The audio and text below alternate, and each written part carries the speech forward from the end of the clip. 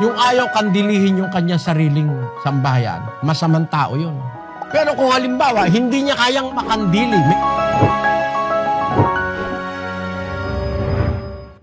that's a noble act.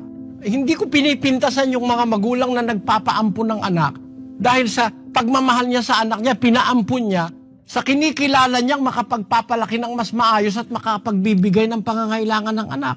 Gaya nga nung nanay ni Moises. Yung talagang nanay ni Moises, hindi naman niya gusto na yung si Moises ay mawala sa kanya eh.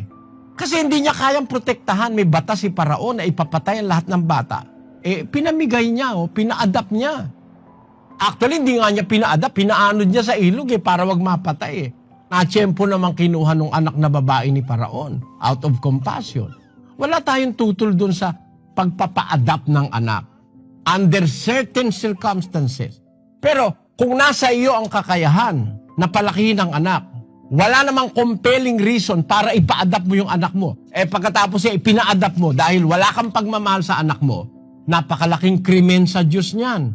Sa unang Timoteo Kapitulo 5, versikulo 8, ganito sinasabi, datapwat, kung ang sino man ay hindi nagkakandili sa mga sariling kanya, lalong-lalo na sa kanyang sariling sambahayan, ay tumanggi siya sa pananampalataya at lalong masama kaysa hindi sumasampalataya. Yung ayaw kandilihin yung kanyang sariling sambahayan, masamang tao yun. Pero kung halimbawa, hindi niya kandili, merong mga compelling circumstances na kailangan yung anak niya ipaampun niya, that is a noble act. Dahil yun din ang best interest ng bata. Eh kung mamamatay lang ng gutom sa iyo yung anak mo, o kaya mapapabayaan mo lang, bigay sa itapon mo sa basurahan, kagaya nung ginagawa ng mga walang pusong ama't ina, pa-adapt mo na sa mga taong makakalingap ng mas maayos sa iyong anak.